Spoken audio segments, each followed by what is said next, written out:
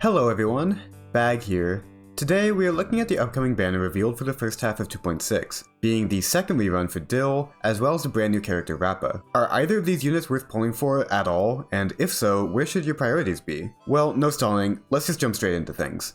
Dan Heng's 5-star version has had a pretty rocky road during his time as a carry in Star Rail's meta, as he has been shown as a pretty prime example as to how carries usually have a harder time withstanding power creep compared to the sustains or supports that release around them. While DHIL was considered one of, if not the best carries in the game at the time of his banner coming out, he is now just considered good. Not amazing, not really a smart pull for an account if you don't already have him, but would you call him bad? No, not really. But it is clear that there is a slight gap between him and the carries that have come out after him, especially after 2.0, meaning that in order to clear fast with him, you usually have to put in a bit of extra work to match their levels of power. Now, that extra work is not impossible to expect. It's really nothing more than using Sparkle with him, or maybe somehow making a team with Robin work if you can manage the SP correctly, but spamming premium supports makes just about any carry work sufficiently, so in that context he really doesn't do that much to stand out. I will also just say that if you don't have Sparkle, he becomes a bit less of an optimal pull, as she is by far the support that makes him feel the most complete. If you don't have her, it's even less recommendable to go for him, as even the likes of Jingliu can be better with comparable budget options. So in general, if you like DHIL and you want to make him work, you for sure can make him work. Don't let me dissuade you from using your favorite characters. But if your main focus is to clear endgame content as easily as possible, there are a lot of better options, particularly with Acheron on the second half of this patch's banner. The only thing that really makes DHIL stand out is if you get his E2, which is by far one of the best early Eidolons in the entire game. It seriously makes him insanely busted, even for the standards of how good an E2 unit should be. But getting 3 copies of a unit is a very hard sell. That's the same amount of 5 stars as some entire team comps. It's more of just an option for him to make him stand out as a really strong option if you just really like him, but I wouldn't recommend actually going for it if you haven't already saved up for it. Without it, he's usable and can work well, but he is pretty outclassed at this point.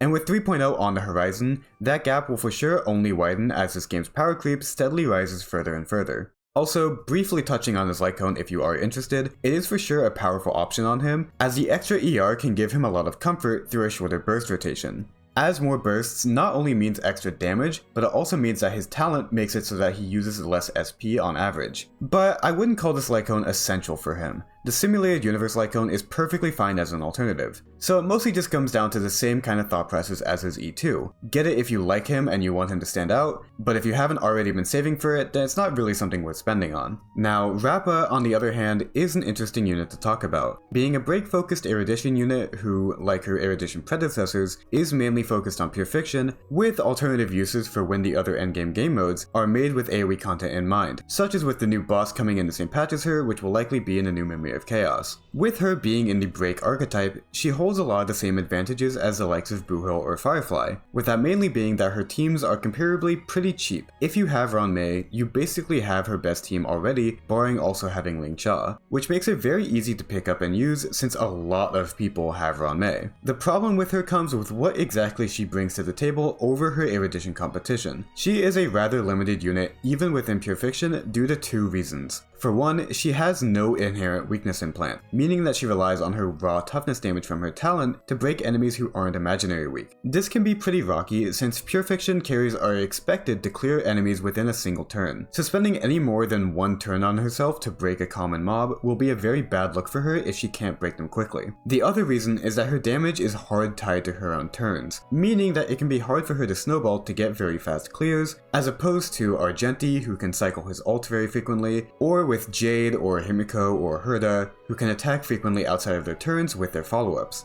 Rappa's alternative to this is that she gets a free turn whenever she ults, being given to her completely for free regardless of where her action value was when she ults. But this still gives her less opportunities overall to spam clear basic mobs. Pure Fiction has a quantity over quality kind of mindset when it comes to the attacks that the carries use, and so Rappa might have a hard time fitting into that mold. Now, due to being a break unit, you might also say that she is more geared to less optimized accounts since break is a lot more easy to build as opposed to crit. But I mean, regardless of all of that, the fact is that if or when there is a Pure Fiction rotation that isn't kind to her in terms of imaginary weaknesses, or if just the average toughness of mobs goes high enough to a point that's difficult for her to deal deal with, she might struggle in the future to do the one job that she was made for. So the short answer is that Rappa is just not really bringing anything that spectacular to the meta. And while she does have a very easy team to make, her performance in the future is a bit questionable. Now, to be clear, her performance when the stars do align for her is amazing. In any endgame content for all 3 modes that favors AoE damage with imaginary weaknesses, like for example the current Phantalia boss fight in Apocalyptic Shadow, she shines. But getting an entire unit just to dominate these specific edge cases? I mean, in the community, she's earned the reputation of being a bit of a premium unit, in the sense that she isn't really needed on an account unless if you really want to go all out for any kind of content that can be thrown at you. And I think that perception is pretty warranted. I'll also say that her Lycone situation is pretty tricky, as in a similar situation to DHIL, when he came out, there really just aren't any Erudition Lycones that give break effect, besides her signature and the 4-star Sunday Lycone that just so happens to be on her Lycone banner. So in the very likely case that you don't have an option for her on your account, you may be incentivized to pull a little bit on her Lycone banner in order to make her feel complete, which just adds on another layer of her being a hard sell to the average player. The effect of her signature is nice in that it gives her some action advancing, which can help the previously mentioned problem of her not having a high enough frequency of attacks for pure fiction, but that, if anything, just furthers my point that she feels a bit lacking at E0S0. Look, if you are looking for a solution for pure fiction on your account, she can fit that bill so long as you have ways to get around her issues. But there are also many other units who can arguably fit that role even better, such as someone like Li, who can be used in and out of pure fiction a lot easier than Rappa can. Your pulls are your choice, but just know what you're pulling for before you pull, you know? With both DHIL and Rappa, the other obvious factor to touch on is that not only is the second half of 2.6 arguably a lot more beneficial to your account with both of its reruns, but 2.7 is right on the horizon, with 2 new units who have the potential to shake up the meta completely. So with us being in the dark of exactly how those new units will function, it might just be a good idea to save if you aren't in desperate need for a carry. Or, you know, as an alternative, you could also just wait a couple of days after the patch starts to see what the beta leaks have to say about the new characters, so you can make a more informed decision. But whether or not you do that is ultimately up to you. Quickly looking at the 4 stars, we have some decent options here. Lynx is a great unit who can seriously work well as a budget sustain option if you don't have 2 premium sustains or Gallagher to cycle between. And even then, her unique-ish taunt on her skill gives her a lot of uses even amongst her premium competition, with the likes of Li, Clara, or Blade preferring her over options in a lot of situations. Her Eidolons aren't half bad either, giving some attack with her skill, some HP and effect res with her skill, and a CC resist with her skill. Damn, I really should have mentioned that on my abundance tier list, huh? Anyways, Shui next is an interesting unit that I've already talked a lot about before. Check out my most recent tier list video if you want me to go a bit more in depth on how I view her overall in the meta. Right now, I would say that she is a decent carry that is pretty difficult to find a use for,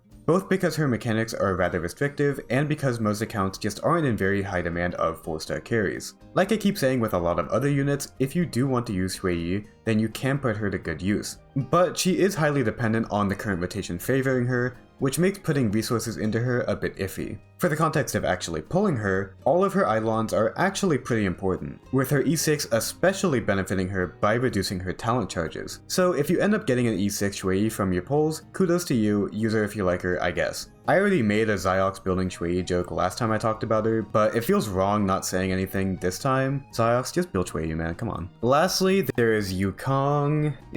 I mean, okay, in the context of pulling her, her Eidolons are very important. Her E6 is basically what makes her remotely usable, but even then, I still wouldn't really call her that good. She can be fun with the sheer amount of buff she can give, but out of every support in the entire game, Yukong just feels the least practical. I guess that's the way to phrase it. Anyways, like Shui, her E6 is amazing, but don't feel obligated to build her if you do get it. And if you don't get it, well, you aren't really missing out on much, frankly. And that's everything. Overall, a pretty meh banner with serviceable but not really that spectacular units, but I think each of them are in a category where if you want them for a reason that goes beyond meta, it won't hurt too much to go for them. So if you're stressed about something like that, don't worry, you're fine. The beta for 2.7 should be starting in about a week, so prepared for a video on that. And besides that, I'll be posting some other videos about the new content in 2.6, so stay tuned for all of that. That's enough yapping. Thank you very much for watching this video.